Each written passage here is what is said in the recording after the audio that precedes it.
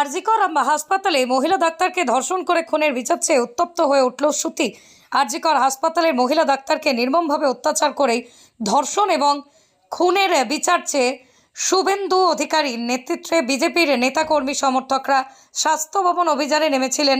রাস্তায় পদযাত্রায় ডাক দিয়ে শুভেন্দু অধিকারীর নেতৃত্বে উল্টোডাঙ্গা থেকে বিধাননগরের স্বাস্থ্য ভবন পর্যন্ত। কিন্তু সেই মিছিল এবার ইন্দিরা ভবনের সামনে পৌঁছানো মাত্রই বিধাননগর কমিশনারেটের তরফ থেকে আটকে দেওয়া হয়।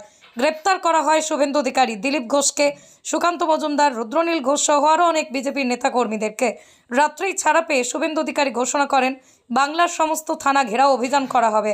আর ঠিক সেই মতোই পশ্চিমবঙ্গের বেশ কিছু থানা গতকাল ঘেরাও কর্মসূচি পালন করা হয় বিজেপির তরফ থেকে। তারপরে সেই ডাককে মাথায় রেখেই মুর্শিদাবাদ বিজেপি মণ্ডলের নেতৃত্বে আজ সুতি থানা অভিযানের কর্মসূচি গ্রহণ করা হয়। তবে পুলিশের আগে থেকেই প্রচুর পরিমাণে রাখা ছিল এবং সুতি থানার আগেই গার্ডরেল দিয়ে রাস্তা বন্ধ করে